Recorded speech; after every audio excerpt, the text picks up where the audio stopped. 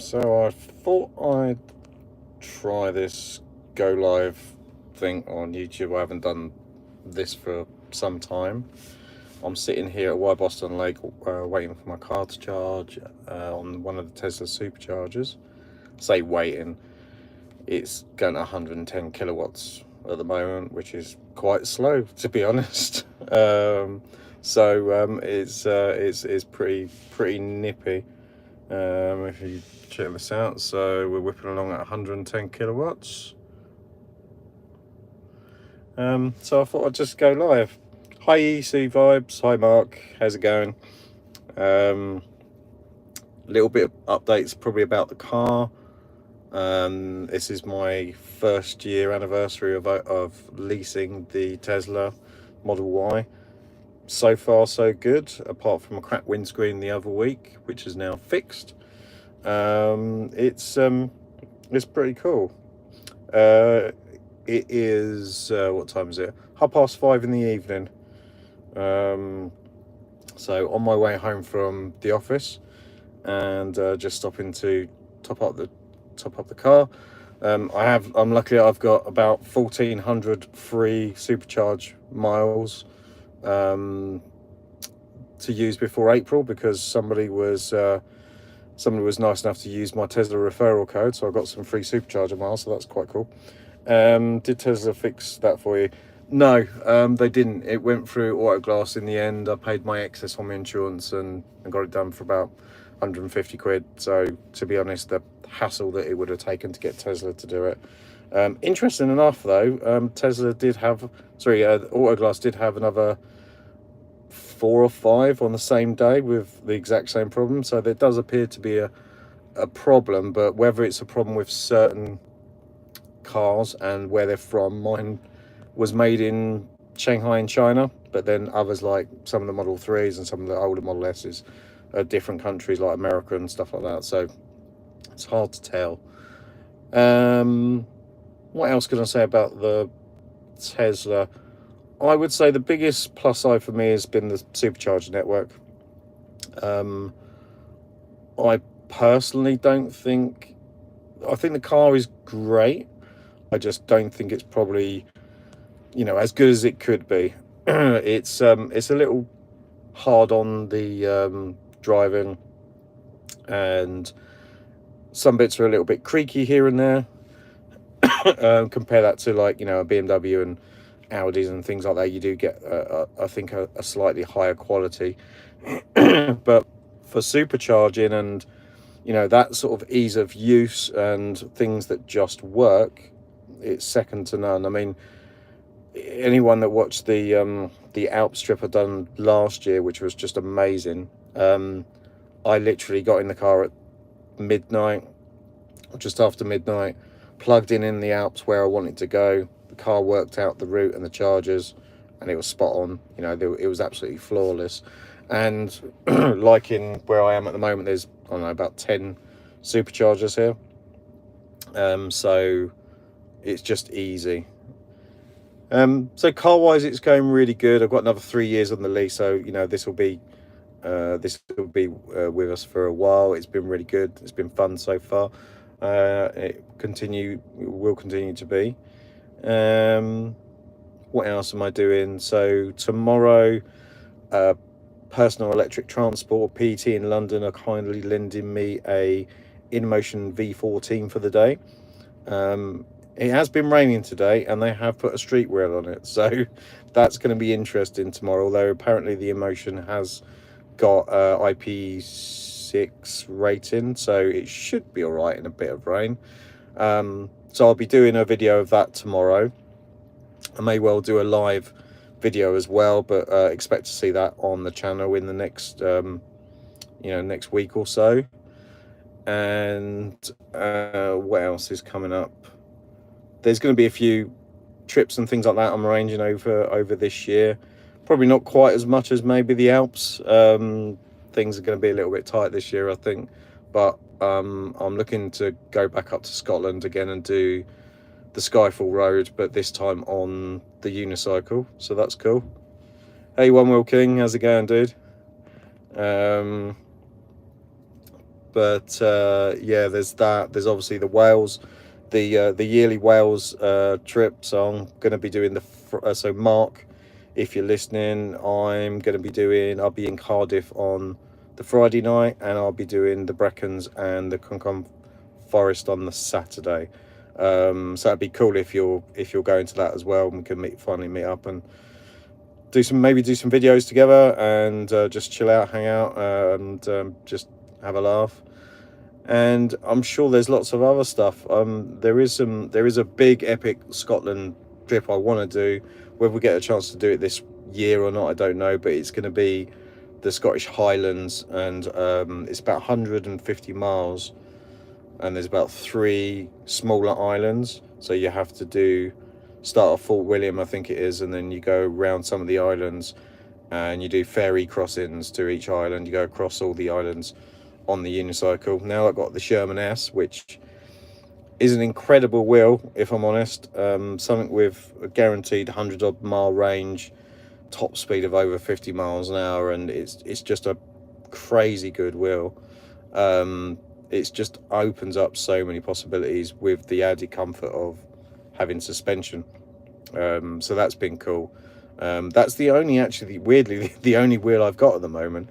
I don't really see anything at the moment that I want. I would like a smaller suspension wheel. The Falcon looks interesting. That being a very small commuter type suspension wheel is appealing. Depends on how much it is. Bearing in mind the A2 was about £800. I'm expecting that will come in under £1,500. If it does, then that might be a win. Again, just as something to muck around in, go down to the town and chill out a bit, rather than the massive Sherman S that clunking around and stuff. But so there'd be some more Sherman S videos. I have put my name down to do a test drive of a Polestar 4. So if that comes through, then I'll do a video of that, because that is a car that I'm really looking forward to and excited. One Wheel King, Simon, is it true once you go EUC you never go back to any other PEV? It's interesting, to be honest, and it's probably a good topic to do a separate video on. But for me, if anyone that's watched the channel long enough, I started about 4 years ago, and my first PV was a Meepo V2 e-skate, just because I'd seen New York e-skaters on YouTube and thought that was really cool. At the time, I'd never skateboarded before in my life, never done anything outdoorsy really properly, and I came off that within the first week, doing 25 miles an hour, and almost hurt myself. But then I've had most things since then, so e-skates, one wheels, and I've tried scooters. I don't like scooters. I just don't find them particularly exciting, but also I don't feel they're really that safe. My own personal opinion. Other people might like them. But anyway, when I got onto EUCs was one of those things that always I looked at and looked cool. And a friend of mine, Fees, who runs E-Rides, he tried to teach me, and I failed. I just hated it, and I went to E-skate.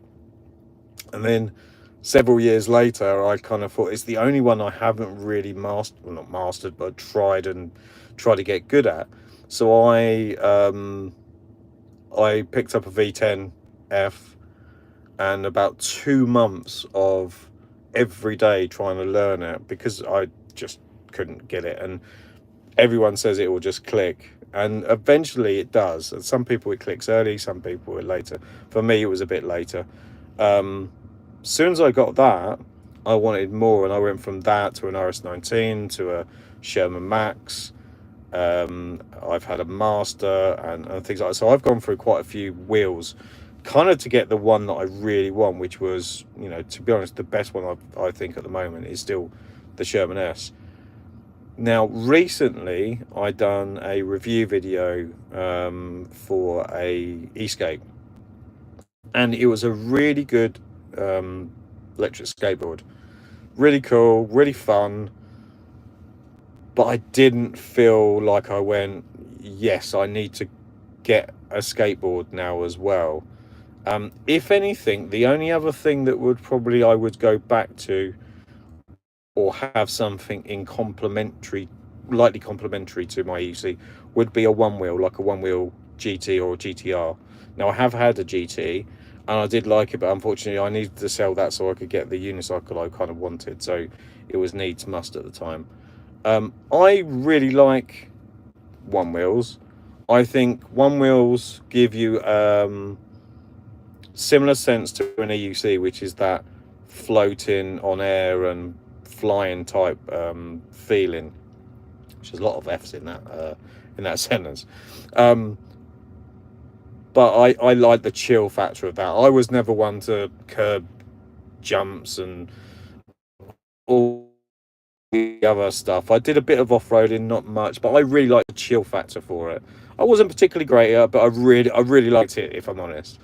So that would be the only thing I would go back to. It's a really long-winded way of me saying, yeah, I wouldn't necessarily go back from EUC. I would have something as well as an EUC. I don't think anymore the skateboarding really does it for me anymore. Just doesn't. It just doesn't click and feel the way that EUCs do, and give you the sense of sheer freedom that 100 miles of range and off-roading and you know, suspension does. But a one wheel, which when I done the Skyfall Road last year, I had my one wheel GT in the front of the car, and I'm so glad I did, because I done the Skyfall Road, the Bond film road in Scotland, on a one wheel, and it was just incredible. It was amazing. Meaning if I'm 55 and I can do a revert, that's it.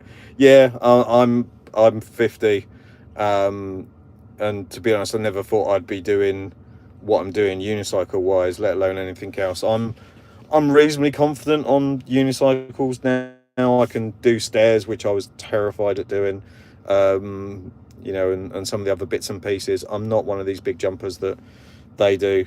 My bones shatter way too easily compared to some of the youngers. So, you know, I think I'll stick to doing some fun stuff and maybe some slightly daring stuff that like excites me. But other than that, which is why if you see my videos, then you'll, like, in the summer you'll know that I'm really armored up anyway, and in the winter I'm layered up and armored up, because I'm thinking, like, you know, you dress for the crash, you know, in the off chance that you do. So, you know, I have padded shorts, I have an armored jacket, I have obviously a helmet, I have knee pads and high top sort of boots. So I kind of try and obviously protective gloves. So I try and take as much precaution as I can. The fastest I've generally gone on in EUC is about 38, which for me was more than fast enough. I think I could probably push to 40 in the right circumstance and things like that. But to be honest, there's never really a need, in my opinion, for that. I think, you know, if you're going, my average speed is generally between 25 and just over 30, if, you know, again, in the right circumstance. But over that is kind of bursts of speed. But I like the nimbleness of it and stuff like that. Have you broken any bones? Touch wood, not from riding.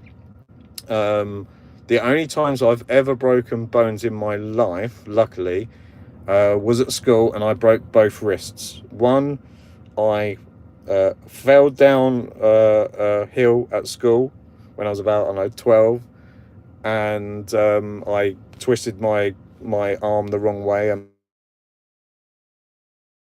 the hilarious one, the other one was broken a there's no way round of saying it. Sat on my wrist and broke my wrist. That was how fat this guy was.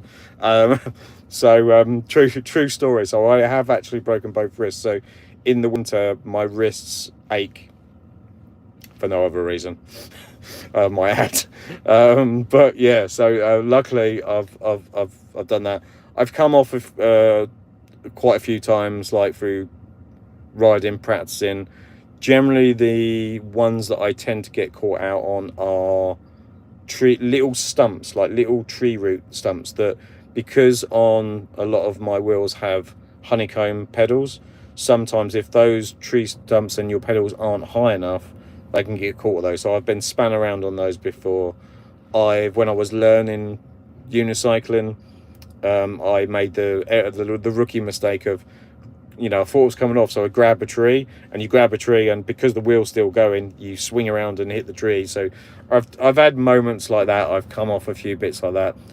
Weirdly, in the last, 6 months, people that have ridden with me have actually come off whilst I've been riding with them, and so I don't know whether I'm just a bad omen for people that ride with me. So bear that in mind if you do come out riding with me. Yeah, it does sound like a cartoon, you're right. It's you just need a bit of Roadrunner music or something like that next to it. Yeah, so some plans for this year, nothing major. But there'll be some car video stuff as and when, I like to do those. I'm really into the unicycling stuff at the moment, so there'll be a lot of that stuff. There's a couple of 3-tier stairs that we done in Cambridge the other night that I really want to go back and film, because that was awesome doing that, and I've never done anything quite that big before. So I have to go back and do that. It's typical British weather at the moment, so you have to kind of take your chances in between the rain and the storms. But yeah, hope you're enjoying the content. That's I do this like most of us that don't make really that much money from YouTube. If at all, I do it for fun. I have a day job, so I do this like for myself. I make the videos that I like making as well. So like that. So hopefully, they're the ones that you enjoy watching. I generally have some random sort of things, like a short doing something random, like will get thousands of views, and other ones get hardly anything. But that doesn't really bother me.